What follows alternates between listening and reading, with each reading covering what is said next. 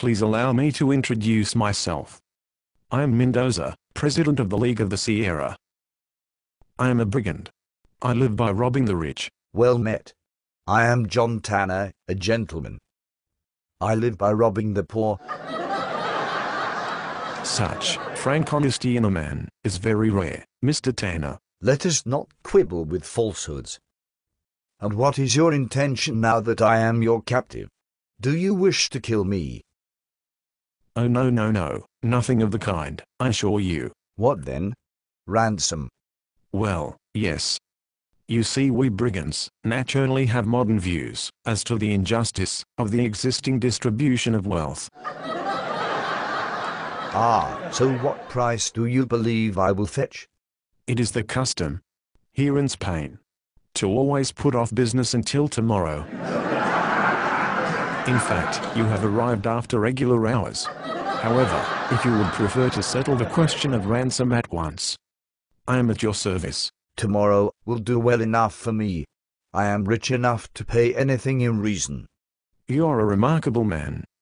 Our guests usually describe themselves as miserably poor. Ridiculous. Miserably poor people do not own motor cars. Which is precisely what we say to them. Treat me well, and I shall not prove ungrateful. Thank you kindly, my good sir. You have my word. And you may believe it. Why should I not? Are brigands any less honest than ordinary citizens? Sir, I will be frank with you. Brigandry is abnormal. Abnormal professions attract two classes: those who are not good enough for ordinary life, and those who are too good for it. We brigands represent both the dregs and the scum. The dregs very filthy, the scum very superior. Take care. Some of the dregs will hear you. It does not matter. Each brigand thinks himself scum and likes to hear the others called dregs. A common enough perspective of most men, regardless of profession, I would think. Sir, I am most glad for you to have dropped in. I was not always a brigand, you know. Oh, and why did you become one? A woman. A woman? Yes. The one woman I have loved.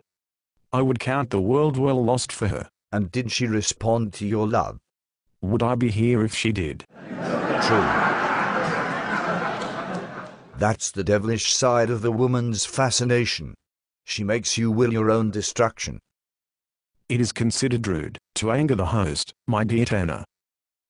But to respond to your observation, it is not destruction, but fulfillment. Yes, of her purpose, and that purpose is neither her happiness, nor yours, but nature's. Vitality in a woman is a blind fury of creation. She sacrifices herself to it. Do you think she will hesitate to sacrifice you? Why, it is just because she is self-sacrificing that she will not sacrifice those she loves. That is the profoundest of mistakes, my new-found friend. It is the self-sacrificing women that sacrifice others most recklessly. Because they are unselfish. They are kind in little things. However, because they have a purpose, which is not their own purpose, but to the whole universe, a man is nothing to them but an instrument of that purpose. Don't be so ungenerous. They take the tenderest care of us. Yes, as a soldier takes care of his rifle, or a musician of his violin. But do they allow us any purpose or freedom of our own? Can the strongest man escape from them when once he is appropriated? They tremble when we are in danger, and weep when we die. But the tears are not for us, but for a father wasted, a son's breeding thrown away. They accuse us of treating them as a mere means to our pleasure. But how can so feeble and transient a folly as a man's selfish pleasure enslave a woman, as the whole purpose of nature, embodied in a woman, can enslave a man? What matter if the slavery makes us happy? No matter at all, if you have no purpose of your own and are, like most men, a mere breadwinner. But I perceive you as being something of an artist. That is, you have a purpose as absorbing and as unscrupulous as a woman's purpose. Not unscrupulous. Quite unscrupulous. The true artist will let his wife starve, his children go barefoot, his mother drudge for his living at 70, sooner than work at anything but his art. To women, he is half vivisector, half vampire. He gets into intimate relations with them to study them, to strip the mask of convention from them, to surprise their inmost secrets, knowing that they have the power to rouse his deepest creative energies, to rescue him from his cold reason, to make him see visions and dream dreams, to inspire him as he calls it. He persuades women that they may do this for their own purpose, whilst he really means them to do it for his.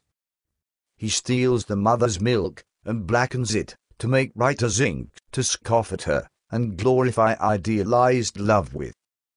He pretends to spare her the pangs of childbearing so that he may have for himself the tenderness and fostering that belong of right to her children. Since marriage began, the great artist has been known as a bad husband. But he is worse. He is a child robber, a bloodsucker, a hypocrite, and a cheat. Perish the race and wither 1,000 women, if only the sacrifice of them would enable him to act a better Hamlet, to paint a finer picture, to write a deeper poem, a greater play, a profounder philosophy. For mark you, the artist's work is to show us ourselves as we really are.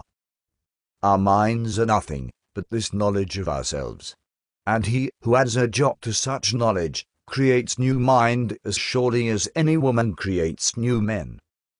In the rage of that creation, he is as ruthless as the woman, as dangerous to her as she to him, and as horribly fascinating. Of all human struggles, there is none so treacherous and remorseless as the struggle between the artist man and the mother woman. Which shall use up the other? That is the issue between them. And it is all the deadlier because, in the romanticist ethos, they love one another. Even if it was so, and I don't admit it for a moment, that it is. Is it not from the deadliest struggles that we get the noblest characters? Remember that the next time you meet a grizzly bear or a Bengal tiger.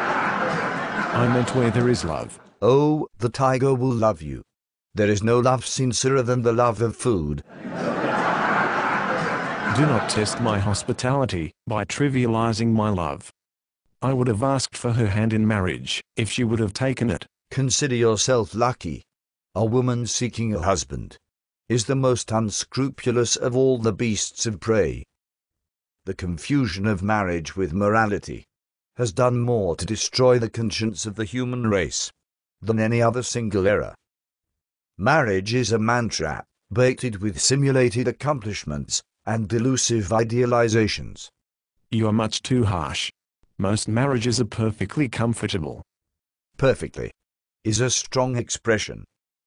What you mean is that sensible people make the best of one another.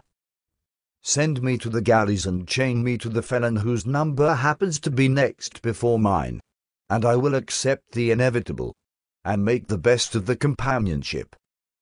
Many such companionships, they tell me, are touchingly affectionate, and most are at least tolerably friendly, but that does not make the chain a desirable ornament, nor the galleys an abode of bliss. Those who talk most about the blessings of marriage and the constancy of its vows are the very people who declare that if the chain were broken, and the prisoners left free to choose, that the whole social fabric would fly asunder. You cannot have the argument both ways. If the prisoner is happy, why lock him in? If he is not, why pretend that he is?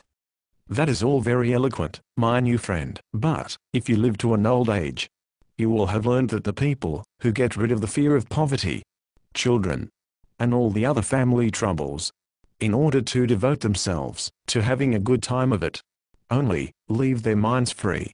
for the fear of old age, ugliness, impotence, and death.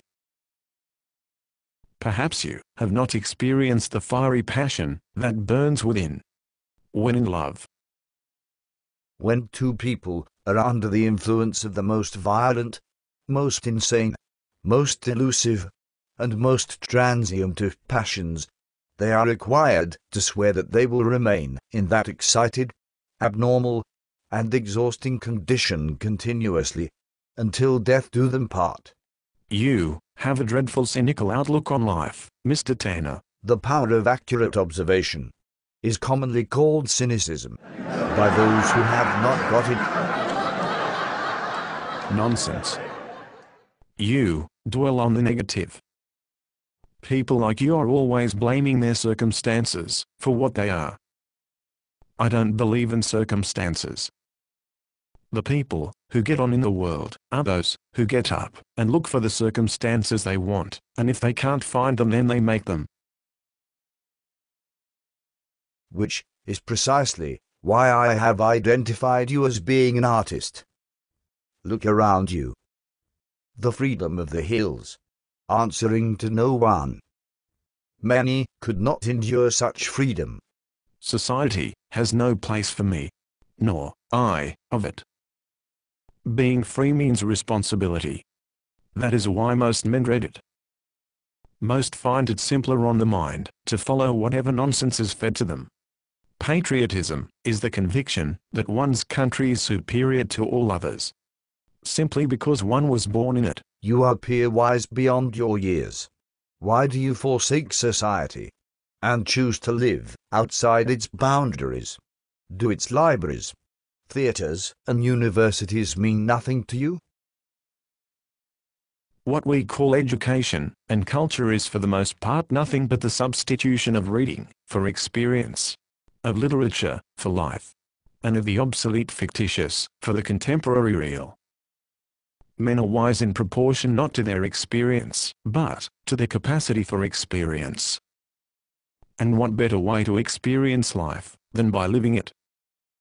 Even at the risk of making mistakes all along the way. A life spent making mistakes is not only more honorable, but more useful than a life spent doing nothing. That may be true, so long as we distinguish between errors made of action against those of inaction. Why this is to be able to choose the line of greatest advantage instead of yielding in the direction of the least resistance. Does a ship sail to its destination no better than a log drifts no whither? And there you have the difference. To be in hell is to drift. To be in heaven is to steer. Bravo, this is the true joy in life. Pursuing a purpose recognized by yourself as a mighty one. The being a force of nature instead of a feverish, selfish little clod of ailments and grievances. Always complaining that the world will not devote itself to making you happy. Life is under no obligation to give us what we want. Exactly. Our capacity to learn and fully experience this reality, that which we call life, rests within us. We live through action only, with our ability to accept risk. Any fool can complain, criticize, and condemn. And most fools do. Well said. Unfortunately, my capacity for discussion has been overruled by my desire for rest. What a pity. As I quite enjoyed this conversation. Perhaps we may continue this in the morning, after we conclude our business. My men will show you to your quarters. Thank you. Good night, Mr. Tanner. And to you, Mendoza.